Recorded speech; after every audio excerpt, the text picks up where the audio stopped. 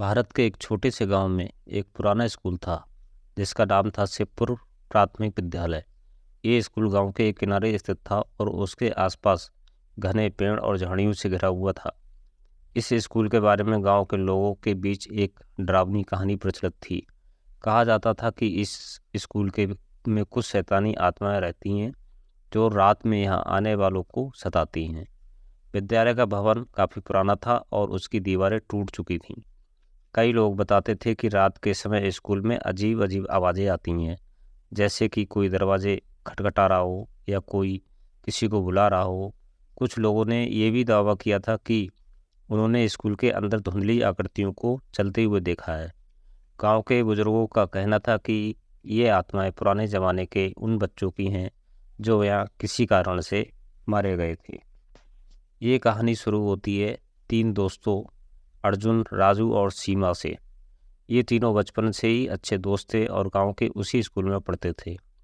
हालांकि उन्होंने भी गांव के अन्य बच्चों की तरह आत्माओं की कहानियां सुनी थीं, लेकिन उन्होंने कभी इन पर विश्वास नहीं किया। एक दिन उन्होंने ठान लिया कि वे स्कूल की शैतानी आत्माओं की सच्चाई का पता लगाएंगे।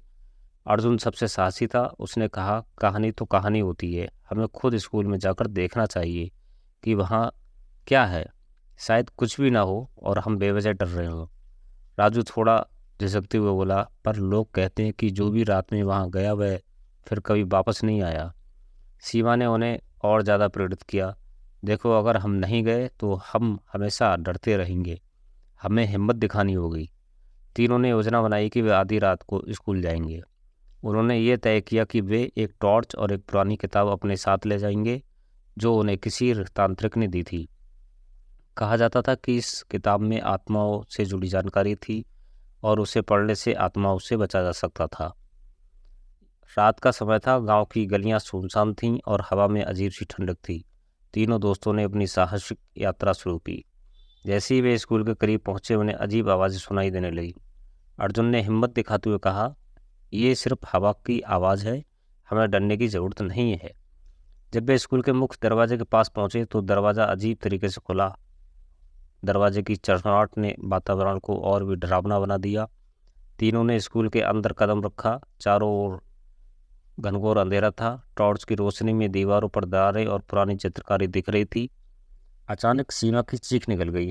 उसने एक परछाई देखी जो तेजी से उसकी तरफ बढ़ रही थी। अर्जुन ने तुरंत उसे संभाला और कहा, ये सिर्फ हमारा भ्रम है, हम डर से वहम कर रहे हैं।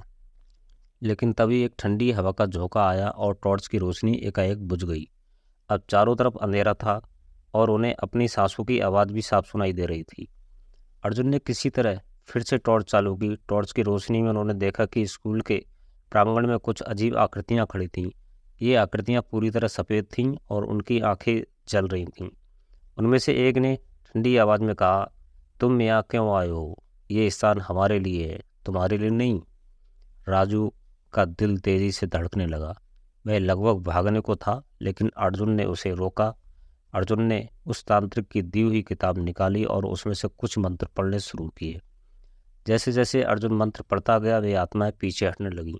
लेकिन तभी एक भयानक आवाज़ आई, ये किताब तुम्हें यहाँ से बचा नहीं सकती, यहाँ से कोई जिंदा नहीं जा सकता। अर्जुन ने हिम्मत नहीं हारी और मंत्र पढ़ता रहा। अचानक एक तेज हवा चली और आत्माएं गायब हो गई। तीनों ने चैन की सांस ली, लेकिन उन्हें महसूस हुआ कि ये तो सिर्फ शुरुआत थी। अगले दिन तीनों ने गांव के बुजुर्गों से स्कूल के इतिहास के बारे में पूछा।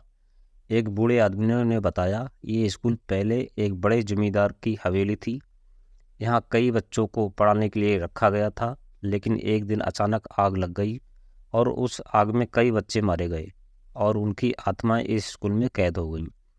अर्जुन ने पूछा, तो क्या उनका कोई उपाय नहीं है? बूढ़े आदमी ने गंभीर होकर कहा, यहाँ की आत्माओं को मुक्ति तभी मिलेगी जब उनका बदला पूरा होगा।